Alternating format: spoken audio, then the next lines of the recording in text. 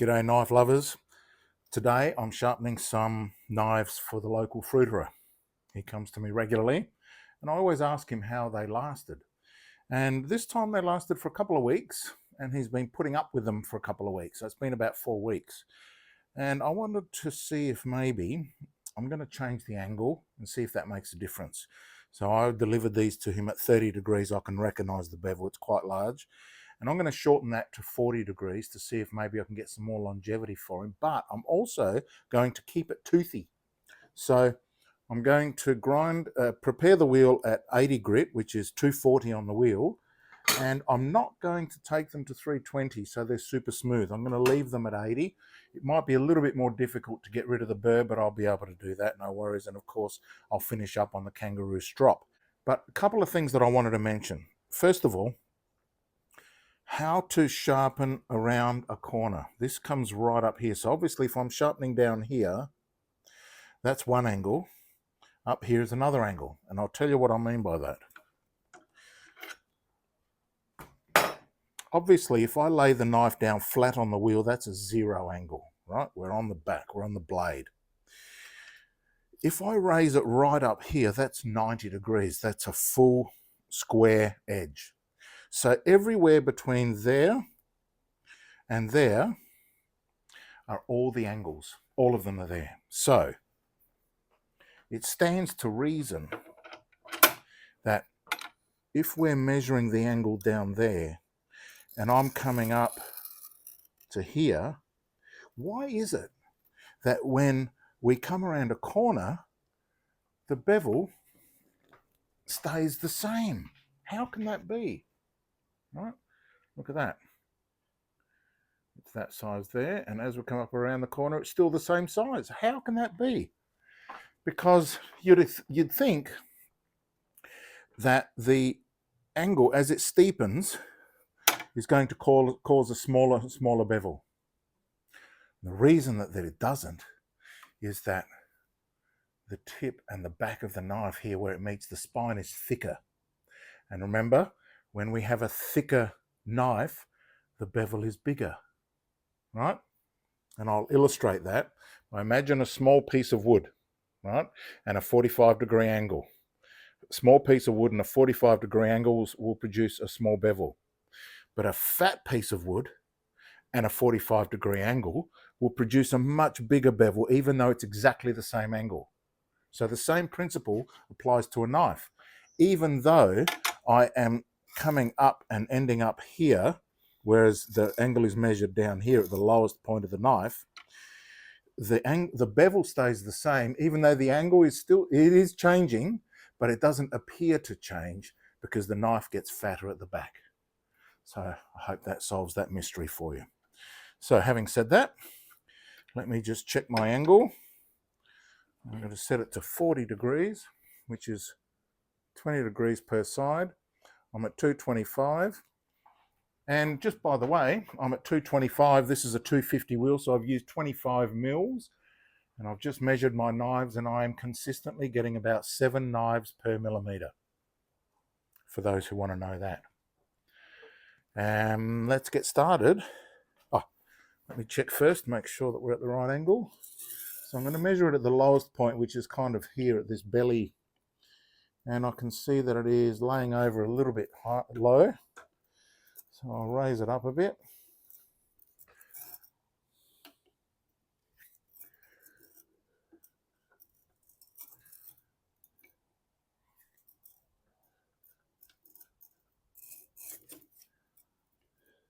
Yep. I went too high because it wasn't sitting up here on the rest. It was up like that. So that's a big trap for young players as well. Make sure that when you're measuring your angles, your rest is even and you're measuring at the lowest point. So now the lowest point is actually there. And that needs to lay over a little bit more. Perfect.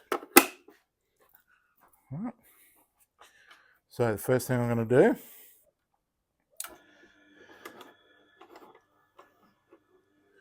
is set the grading on the stone. That's pretty smooth from the last knife, which was the Wusthof from yesterday. my stuff.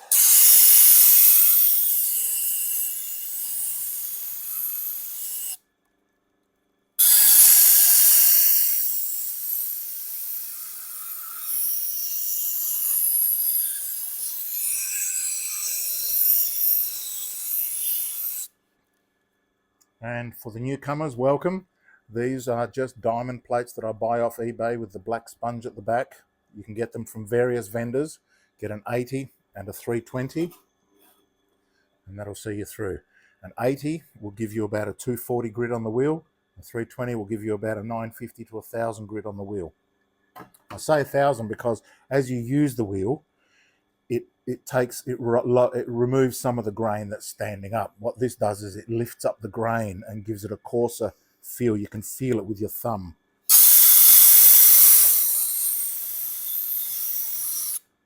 All right, that feels rough. So, straight into it. Starting at the tip as always. Rock the rest. Make sure you're on the flat.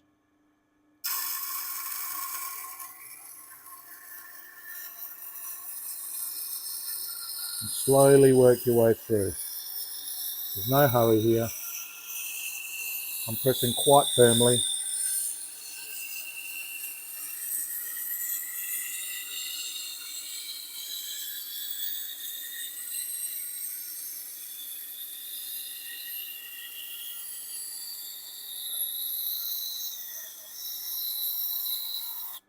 And because I've already had a test run, I don't have to worry about looking here.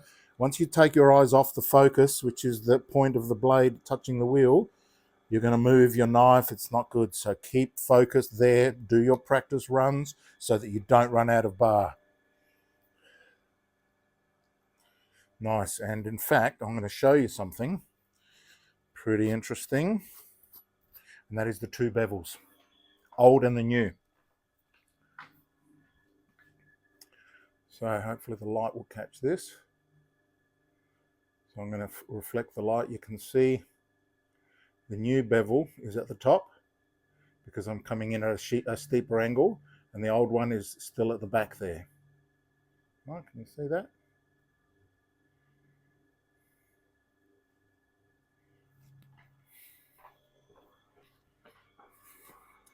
So let's run one more on this side.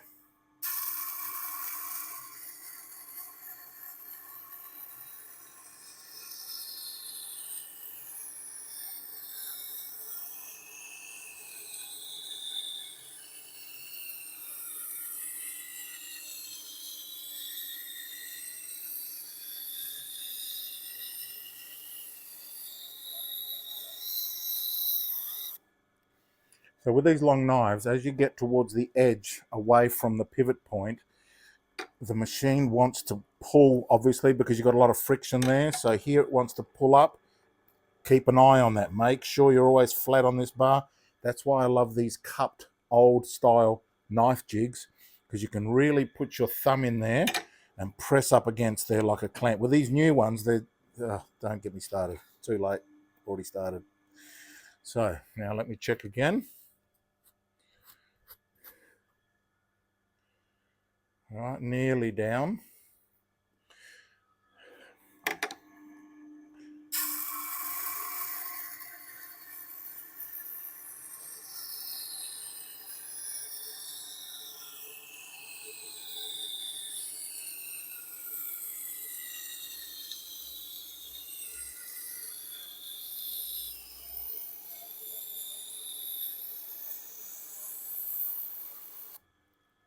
So don't be worried about me doing too many grinds on one side alone. We're adjusting the angle, which means there's a lot of work to be done. And so it doesn't matter if you do multiple sides. Now, sometimes, you see that already feels a bit smooth. Don't be shy to retouch up your wheel.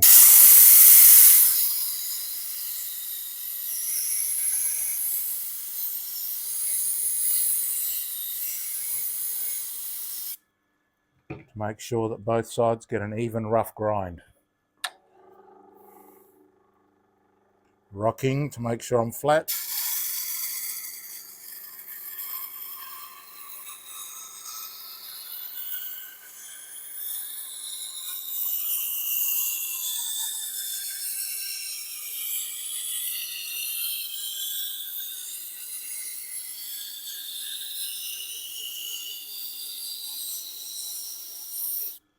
Now, even though I could feel the end of the bar coming, I wasn't nervous because I had done my dry run. I knew that I had plenty of bar left. Nice, let's do that again.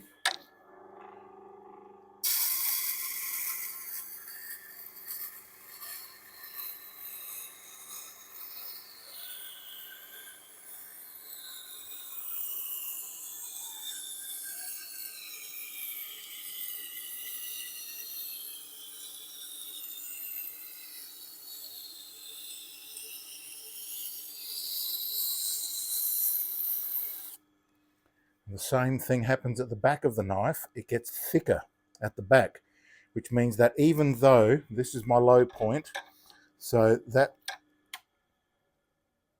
is the angle that I'm measuring there, the knife, so that's the angle that I want, because this area is also the most used.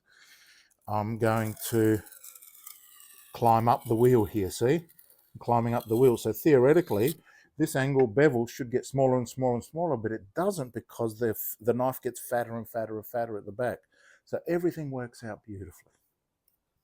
Isn't that interesting?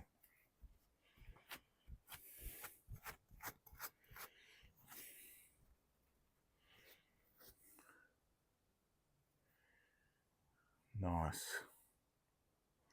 Still got some old bevel showing through. I'm not too concerned about that.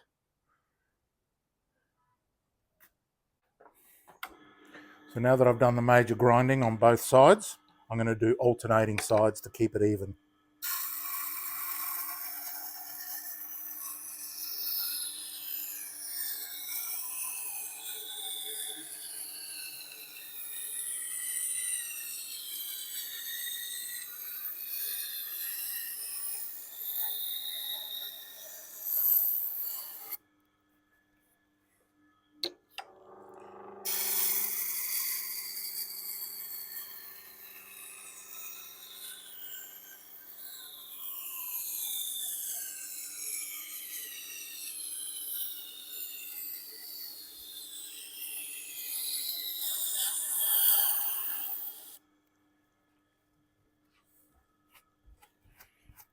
I wipe between because the water affects the view.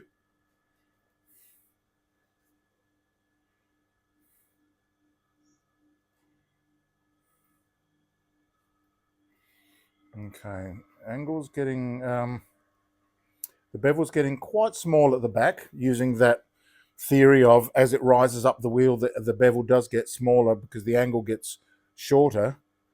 So I'm just going to make sure that I've got a good bevel on both sides. A little bit short on the first side.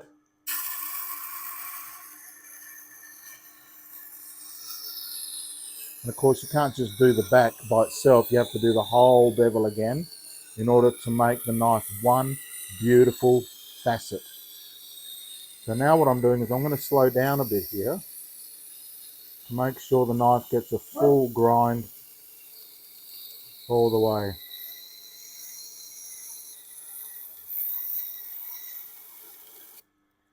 Beautiful. That's better. That's better.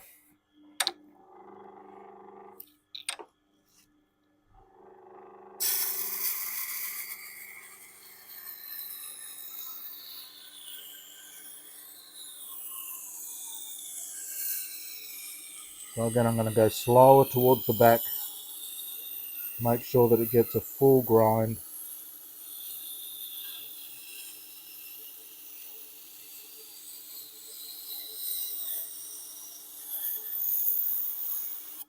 It can get a bit tricky here. There's a lot of leverage being pulled and it wants to pull the knife up, but hang in there. Be strict with your knife.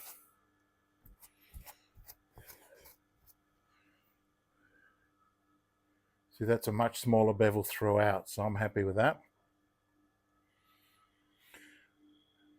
All right, obviously I've got plenty of burr, because when you're shortening the angle, it's easier to get a burr. It produces much quicker. Right, now just to make sure I'm keeping my tooth,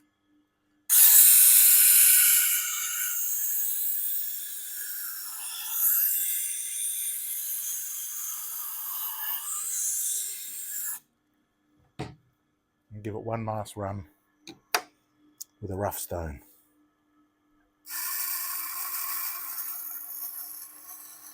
Nice and slow.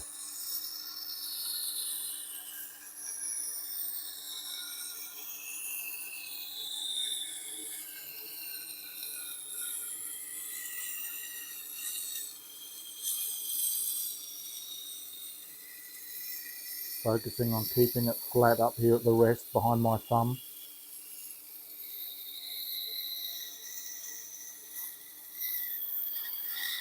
Now I've got a little bit of interference there on my wrist. Don't let it spook you. Still feels rough.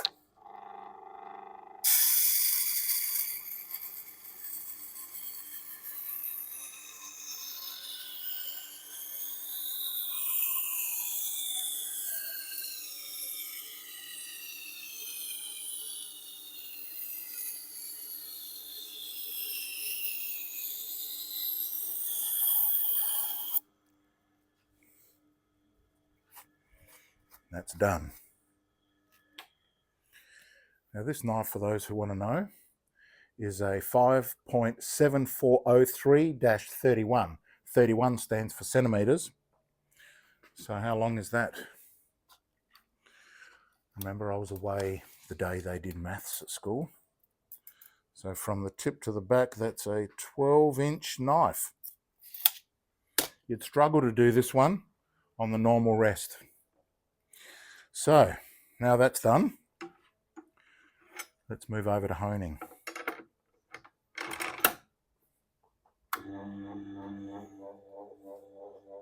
My beautiful rotating knife stand,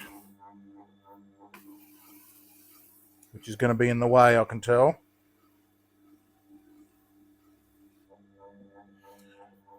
So let's move that. It's a Baccarat knife stand. Rotates beautifully. Never seen one like that before. I'm getting this buzzing. Let me move the camera. So I'm getting this buzzing because there's no load on here. Watch. See? As I push down on this piece of wood here that I'm using as a spacer, goes away. So obviously it's lifting a little bit or doing something. I'm not quite sure what I'm going to do about that. But I don't want to put another wheel on because it's important to hone in the same direction that you're grinding. With the wheel there, I'd have to do this, and then you're honing against the angle of the grinding marks, which you don't want for superior blades anyway. Now, another thing I'm doing lately is I'm taking a very light touch on this, and I really only want to touch it on here for as long as it takes to remove that bumpy burr that I feel on my fingernail. Don't be scared, it's not going to kill you. I've done all my knives on this nail, and even though it grows, no damage, right? So I'm doing light passes, slightly favoring the apex, right? So I'm going to feel for the grip. The knife will grip when it's on the bevel because the bevel has more surface area. So I'm going to feel for the grip, and then I'm going to lift it up slightly and bring it in, and that's on a high angle. That's consistent with tests that Dr. Vadim did on Knife Grinders Australia. So I'm going to use that technique, and I'm going to test often. I want to feel bumps. I want to feel the burr is still there, and I want to creep and sneak up on the fact that all the burr's gone by slowly, lightly deburring. Even though this is called a honing wheel, I'm deburring and taking only the burr off and no more. You don't want to be pressing in there for too long and trying to shine up the bevel. The bevel doesn't have to be shined up on here. That's not its job. This job is to remove the burr only. So first of all, find the burr and do the burr side up. And the reason for that is, as I've explained a few times, but there might be some new folks watching. Hi again. The reason that I have the burr up is because, and I don't know if this is scientifically proven or not, but what I want is, you got the burr, right? The burr, as you're grinding this way, it forms a burr on the back. If I start attacking that burr straight up on the hone, then it might break off.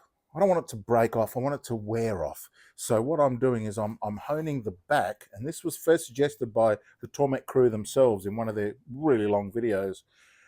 I want to polish the back of the burr so that when I do finally attack it, so I want to polish the back, it's weaker and it just falls off. And I've actually seen it peeling off in small little chunks. You can see it. I don't know if I can get the camera on there, but you know, it does happen. So check the burr. The burr's at the top. Light touch. I'm not trying to do the whole thing in one stretch. I can see the burr.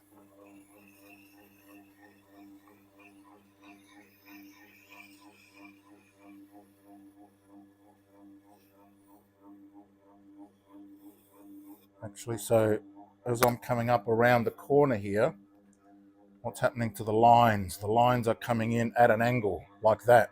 So it's okay to twist the knife because those angles are still coming in like that. See over here? I'm actually, no, I'm not doing that. I'm lifting up. So really you want to emulate that. There you go. I was wrong. I'll leave that in as I'm thinking. So we want to simulate the same action on the honing wheel as we do on the grinding wheel. And that is to leave it in its plane. Now be careful here because this tip is going to catch. So sometimes it is okay because when you're leading like that, it's not going to catch. So, you know, try and keep the bevel, the honing in a straight line as possible.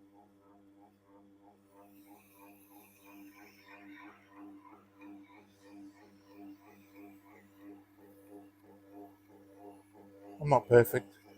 I may look perfect, but I'm not actually perfect.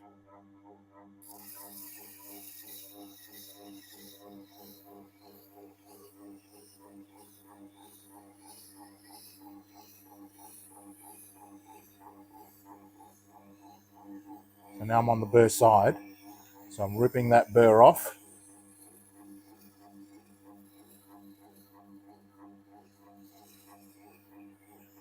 But 2 light passes on each side will not have removed the burr. And if it does, great, but it generally takes more work than that. But I will stop and check at this point. You don't have to wipe it all off. You can feel through because obviously you've been machining on the edge. So there's not going to be any wax on the actual edge. And I can feel that it is removing already. So it's nearly all gone, but still a few little catching points. So I reckon one more and then we'll check it again. Lightly pressing, look, lightly. Almost gravity only. And this will produce the sharpest, keenest edge. We'll do a little paper trick towards the end.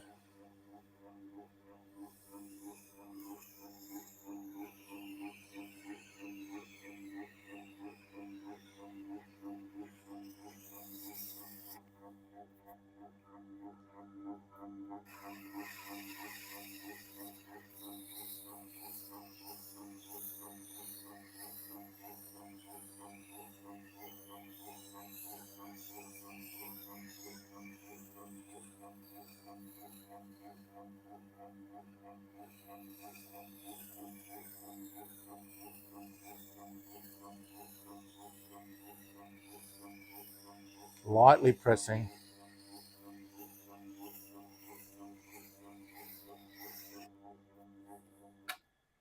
Let's test for burr. It should be icy smooth.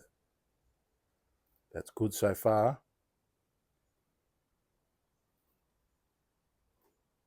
Done, see? When you take a light approach, it doesn't take much. So that's that knife done. But we've still got the kangaroo stropping to go. Be careful when you're doing this, people. You're playing with edges, your fingers are in front of the edge. They should never be, but sometimes we've got to do what we've got to do. because you don't want to bring this wax and abrasive over onto the kangaroo strop. You don't want that. That has to remain raw.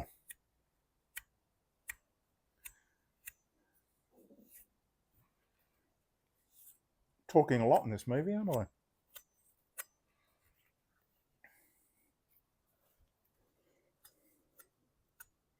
Wiping away, right? This pulling business, not good. Very dangerous. I do it, but you know, try not to.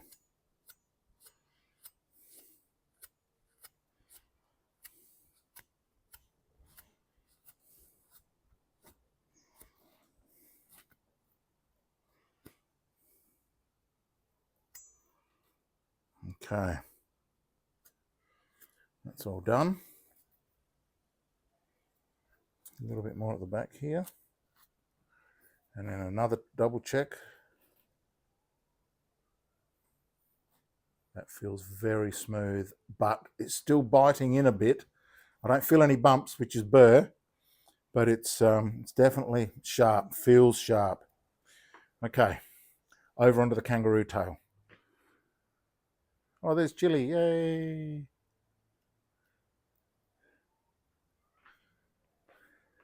I love him more than any human.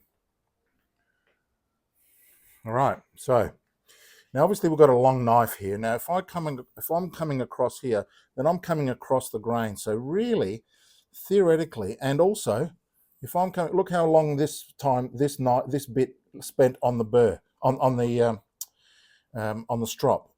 It's gone straight away, and this bit's gone. It's only getting a little tiny bit. So if I bring it all the way down, it's getting a full length of the strop. So that is, I think, better.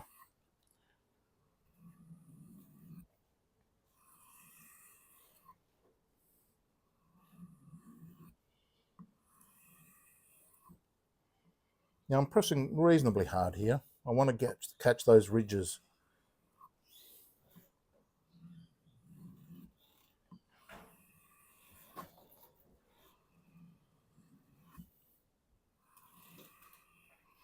I've turned noise cancelling on the microphone. I just discovered it. So let me know if the audio is better or worse. Sometimes noise cancelling tends to muffle. But if you can hear me loud and clear, let me know. So Dr. Vadim suggests in his testing that 10 strop moves is fine. He tested 20 and got no extra benefit. And obviously the more you play with the edge, the worse it's going to be.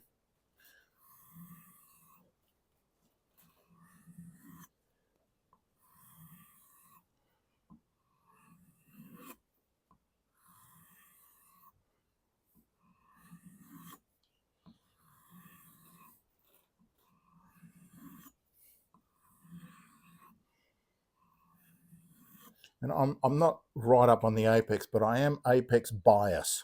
So I would rather be up on the apex than flat, right? So I'm kind of doing it at an increased angle.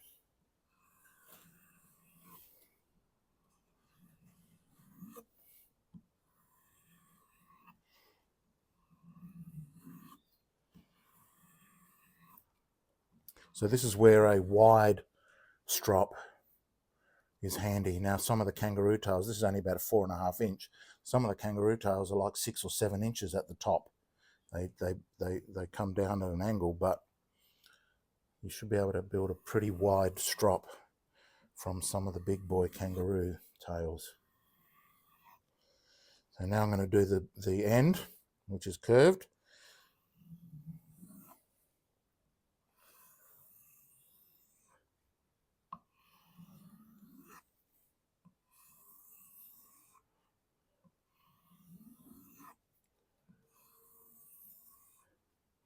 And you want to hear the strop talking to you. It makes music as it goes over the ridges. Hear that?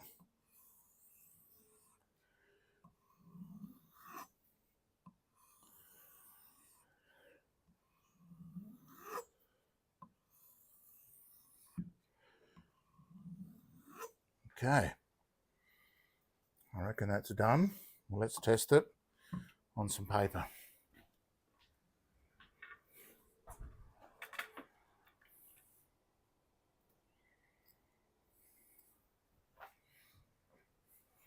There it is.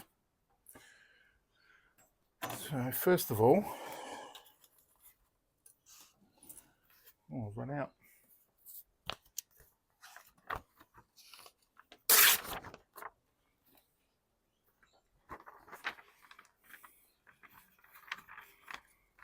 Make a little loop.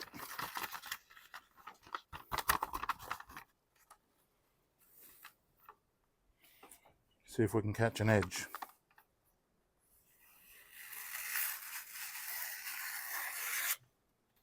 Certainly did. But that's the easiest test. Let's see if we can catch a loop on the telephone book paper.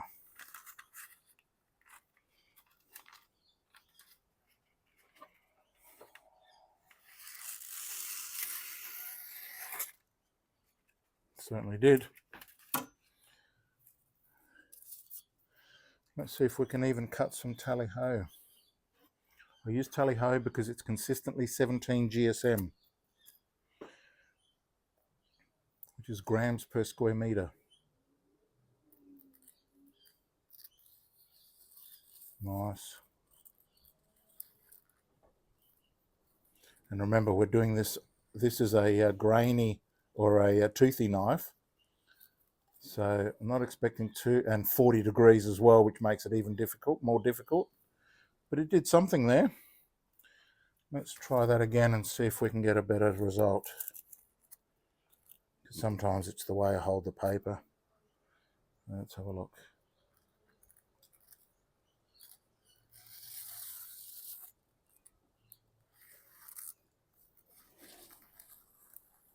That's pretty good. I'm happy with that. So yeah, that's how you do a really long knife with a curved tip. And let me know if that's helped you. I hope it has. Now, thank you for watching. If you like that, hit the like button. If you like this sort of stuff, make sure you subscribe and hit the bell notification so that you know every time I put up a video. So yeah, Victorinox knives are fantastic. I love them. Now, just before I hand this back, I'll give it a squirt with alcohol. 90% IPA, isopropyl alcohol, because this is going back into the industry and I want to make sure that none of that wax remains. And that's done. Good fun. Thanks for watching.